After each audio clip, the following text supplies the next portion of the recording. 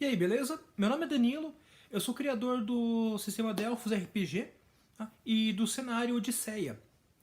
E nesse vídeo aqui vai ser o primeiro de uma série que eu vou estar fazendo para estar explicando o sistema e os livros que foram escritos. Tá? Ao todo eu fiz já 3 livros. Tem o Odisseia, o módulo básico, como se fosse um Dungeons and Dragons na Grécia Antiga. A expansão dele, que é o Reino das Pirâmides, falando da região ao sul do continente, onde se passa a história, que é o Malétia, que é mais voltada para Egito Antigo, mas também tem uma certa influência, também tem pontos lá ligados à África, à Arábia, a região ali dos países árabes, Oriente Médio, uma parte da Pérsia. Tem até alguma citação da Índia, que vai ser trabalhada mais pra frente. Tá? E o terceiro livro, que é o Desafio do Zodíaco, que é uma campanha, um dungeon crawl, que basicamente você tem que subir 12 masmorras, cada uma com fazer uma casa do Zodíaco.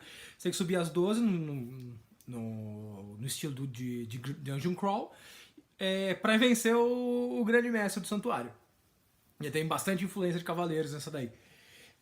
Só que para um Dungeon Crawl maluco. Então, nesse vídeo eu vou estar falando sobre a parte da mecânica, né, de como que você cria um personagem, como que funciona, que são divididos os livros, porque os livros eles são grandes. Né, o menor está com 98 páginas, que é o Odisseia está com 98 páginas. Mas a maior parte deles, né, a parte de regras, em 5 páginas resume. Aqui a maior parte dele é que eles são livros completos, eles vêm com bestiário, com arsenal, poções, lista de talentos, um monte de talento para colocar, a lista de magias, e no final, só no final são 30 páginas só de oráculo. Porque a ideia, né, o sistema Delphos, ele se pega muito nessa parte do oráculo de Delphos. Então ele usa bastante, tem muito oráculo gerador. Você pode estar usando ou não, aí vai ser com você, mas tem tabela para gerar cidade, gerar ilha, gerar NPC, gerar evento, se for um NPC, qual é a raça, a classe dele, né? Se é um guerreiro, se é um aristocrata, se é um mercenário. Tá? Então ele acabou ficando grande por causa disso. Esses 3 livros são gratuitos. Tá? Na descrição aqui do vídeo eu vou colocar o link do site que eu montei do Delphos RPG para estar baixando gratuitamente, ou então nas páginas, no grupo do Facebook, no Solo RPG, RPG Solo Brasil, você acha também os 3 PDFs lá em arquivo para download. Então, a parte da mecânica, o Delphi pega, um sistema mais narrativista. Tá? Então, o que acontece? A parte de classes, por exemplo, raças, eles vão montar diferença. Então, você vai jogar com sátiro, jogar com ciclope, jogar com um elfo, jogar com um Homem-Aranha, jogar com um humano de 2 braços e 3 cabeças. Tem problema, você pode criar o personagem que você quiser, não tem uma diferença na mecânica em si. Por exemplo, vai estar ganhando mais poder, vai ganhar uma desvantagem. Você cria o seu personagem como você quiser. A parte da classe também. Então você pode fazer um cara de armadura com uma espada gigante que seja um ladino, extremamente rápido, que some nas sombras. Ou um mago que luta com um machado gigante pesado de 2 mãos. Tá? Você pode criar o personagem que você quiser, que não vai interferir na mecânica sua. Tá? Você não vai ter um debuff por jogar com um mago com um machado gigante. Entendeu? Por exemplo, em Dungeons and Dragons, você tem. Você não consegue fazer um personagem que bata pra caramba, use armadura e seja extremamente. Um ladino, né? Que seja ágil. Entendeu? Se o cara é ágil, ele não vai conseguir usar uma armadura pesada. Se o cara usa uma armadura.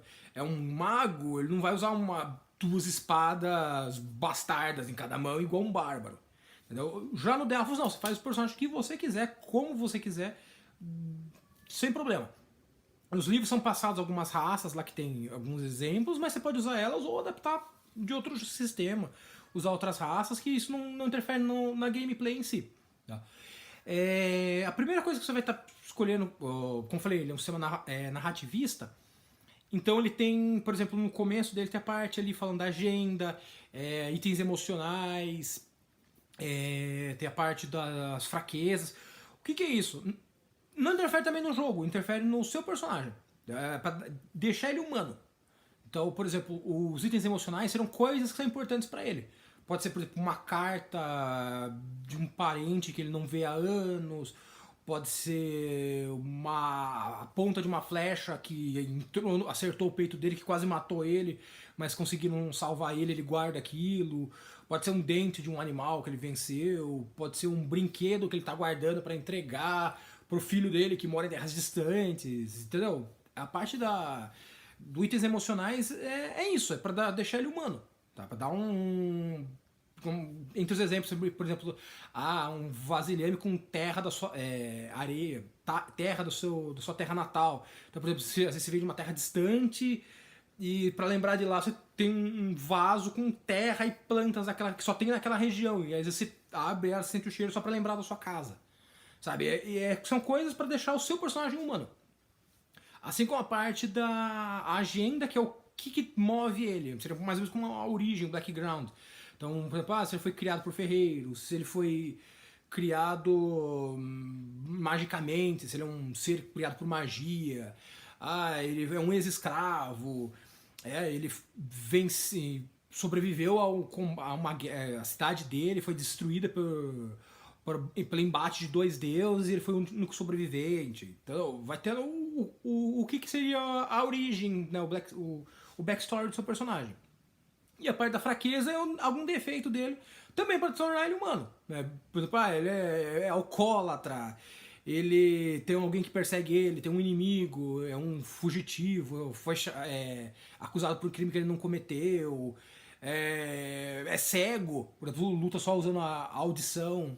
Então, como eu falei, nada disso interfere na mecânica na hora de jogar os dados, mas é legal para dar cor pro seu personagem. E depois disso, daí tem a parte das raças, tudo, e tem a mecânica para rolagem de dados. Como que funciona? No jogo, o sistema Delphos ele trabalha com uma pilha de dados. Então, eu peguei aqui com a cola aqui, para passar certinho os nomes. Basicamente, você vai ter na tabela, no final dos livros, tem a tabela do herói. Você vai ter atributos, que seriam corpo, mente e espírito. Os feitos, que daí são físicos, sociais, intelectuais, percepção, sobrevivência, combate. E no mês vai ter as ações. Como vai funcionar? Você vai dividir 20 pontos nesses campos aí. Então, os 3 atributos, que seriam corpo, mente e espírito, e os feitos. Então você pode colocar, por exemplo, corpo 2, mente 1, espírito 4, aí na parte dos feitos, físico 2, social 5... Somando tudo tem que dar 20. Como que vai funcionar daí a parte da jogada? É um sistema, como eu falei, narrativista. Você imagina, somente ele é muito voltado para a parte de jogo solo. Mas dá para você jogar em grupo, ter um mestre e tal. Mas, ele foi criado pensando que você vai estar jogando sem um mestre.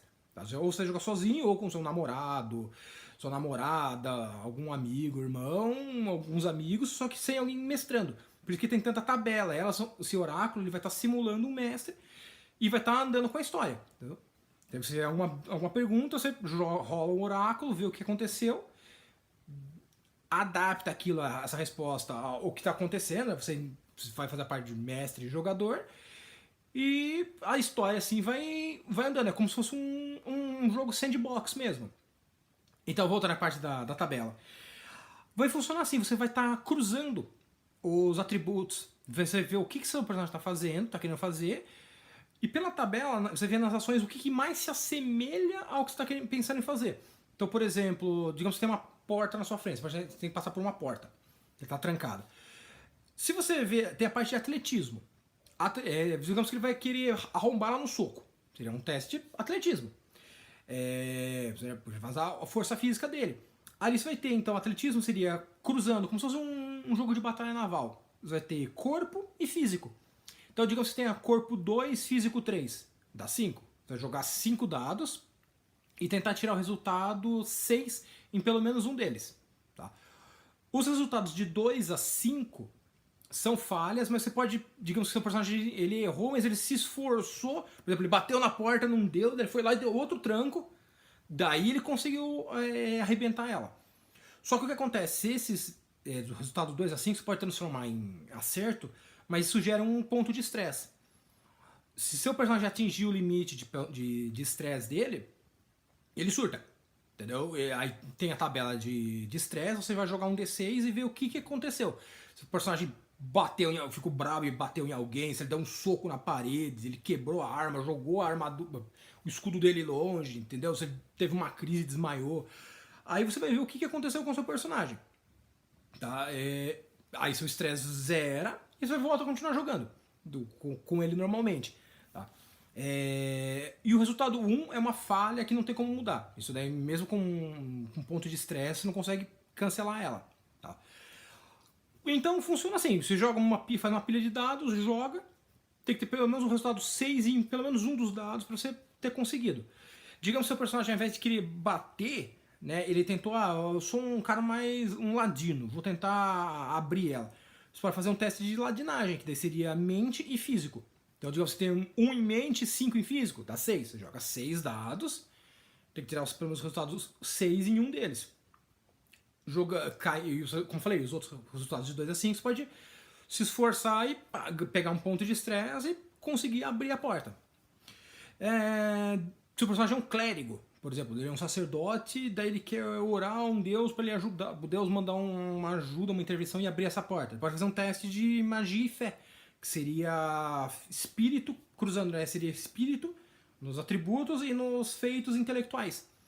Então ele poderia começar a clamar ao deus para tentar fazer a porta abrir. Então, dependendo do que você for fazer, você vai ter uma quantidade de D6 que você vai jogar. Tá? O sistema só usa o D6. Então, esse é o sistema básico de jogada. Tá? Você vai ver, pensar o que seu personagem vai tentar fazer, interpretar aquilo, e aí ver ali nas ações qual que mais se aproxima do que você está tentando fazer. O seu personagem vai ter, como eu falei, 20 pontos para dividir nessa tabela. E você tem também os aliados. Os aliados eles são mais simples, eles só têm 3 atributos, que é corpo, mente e espírito. Tá? Você pode começar sozinho e encontrar algum aliado no caminho, ou já começar com algum aliado. Pode ser um animal, um golem, um amigo. Só que daí o aliado tem menos pontos, eles são feitos só com 8 pontos. Mas é a mesma coisa, você fez a sua jogada, você pode fazer. Não consegui passar, não quis usar o ponto de estresse, meu nível de estresse está muito alto. Você pode pegar um aliado e ele fazer. Só que daí os aliados, o teste deles é mais restrito, né? Então, por exemplo, ele vai ter tudo que ele for fazer, tanto para atacar como para correr, pular, nadar, vai ser só corpo. Tudo que for relacionado à mente dele, decifrar um pergaminho, tentar descobrir uma passagem secreta, é tudo ligado à mente, entendeu? Não é tão aberto como a tabela do herói, que daí a graça é essa, o aliado ele é mais restrito, as características dele são mais abrangentes, e o seu personagem ele tem vários atributos, por assim falar, e cada atributo, então, cada combinação, né, como se fosse nessa tabelinha de jogo da velha, vai ser uma quantidade de D6 que ele vai jogar. Tá? É isso, para dar essa variação, para não ficar sempre fazendo o mesmo teste, a mesma coisa. A parte do combate, os inimigos eles só vão ter quantos ataques eles dão por turno, né? No caso, 2 ataques, 1 ataque, 3 ataques, os pontos de vida e quanto que dá de dano. Então, por exemplo, você vai lutar contra alguém, joga um D6, resultado maior começa atacando, aí você vai fazer o teste, no caso, se for atacar de perto, é um teste de luta, ou se for atacar à distância, é um teste de atirar. No caso, lutar vai ser corpo e cruzado, né? Corpo e combate. E atirar, mente e combate. Tá? Você joga uma quantidade de D6 do ataque. Cada resultado 6 é um acerto. E aí você vai ver a arma que você está usando. Por exemplo, você está usando uma espada que dá 3 de dano. Para cada resultado 6, é 3 de dano que você deu no cara. Entendeu? O seu ataque é exatamente isso. O inimigo vai atacar, ele vai jogar um D6. Resultado par ele acerta, resultado ímpar ele erra. Ponto. Você não. É só isso que é resumido o ataque do inimigo. Ele joga um dado, par acertou, ímpar errou. Alguns inimigos têm, por exemplo, magia, solta fogo, faz uma ilusão. Aí se ele tiver isso, tiver marcado na tabela que ele tem, na ficha dele que ele tem essa habilidade, quando você joga o ataque do monstro e sai o resultado 6, ao invés de atacar só bater em você, ele usou essa magia. Tá? Resultado 1, o resultado ímpar, ele atacou e o seu personagem desviou na hora. Tá? Não, você não precisa fazer teste, defesa e nada. Quando você joga o ataque, cada resultado 6, como eu falei, é uma porrada que você deu no cara. Cada resultado 1 como se fosse um contra-ataque, é uma porrada que o cara deu em você. Tá? Não chegou a ser um golpe inteiro, mas você está dando um monte de espadada nele, ele foi lá, acertou uma facada, passou de raspão na sua perna, não chegou a ser o golpe dele, né? O concentrado dele mesmo, mas é um dano que você tomou. E caso o inimigo cause dano em você, você tem a sua armadura. Então, por exemplo, você usa uma armadura, usa um escudo, todas elas têm um valor. Esse valor ele é subtraído. Então, por exemplo, se o inimigo bateu 6 de dano em você, você tem 3 de armadura, o que você vai tomar na vida mesmo é 3 de dano. Você tem uma armadura que dá 3 de defesa e um escudo que dá 1, dá 4. Então, se o cara bateu 6, você defendeu 4, você toma 2. Entendeu? A jogada é essa.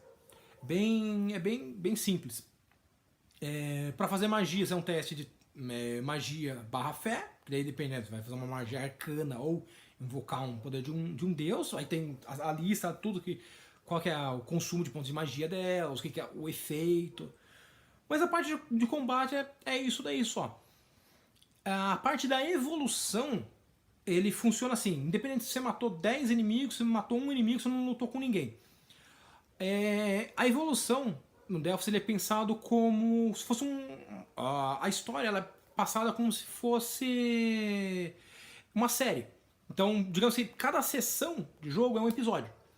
Então, terminou um episódio, você ganha um talento.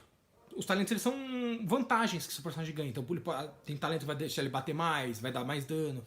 Tem talento que vai aumentar a defesa dele, usar 2 armas ao mesmo tempo, se regenerar, caso ele morra, ele toma um dano fatal, ele continua conseguindo se mexer, continua conseguindo lutar. Então, cada sessão que termina, seu personagem ganha um talento. A cada 3 sessões, né, 3 episódios, seu personagem ganha o talento e um ponto de personagem. Então é um ponto pra colocar lá. Vou aumentar um ponto em força, vou aumentar um ponto em lutar, vou aumentar um ponto aqui na minha inteligência. Entendeu? Vai funcionar dessa forma. O que é proposto, para ter uma história que tenha começo, meio e fim, é proposto no livro 12 episódios. Tá? Então, depois de 12 episódios, você passou a aventura inteira, né, 12 sessões de jogo, e você tem o combate contra o grande vilão. Tá? Que você pode decidir durante a aventura o que seria esse inimigo. Se é um semideus, se é um tirano, se é um político, se é um cavaleiro negro morto-vivo.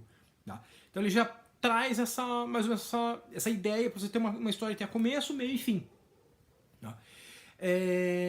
O sistema oficial, o primeiro sistema que foi criado foi o Odisseia, que é um mundo baseado como se fosse Dungeons and Dragons na Grécia Antiga, mas você pode usar esse esquema do jogo para qualquer cenário.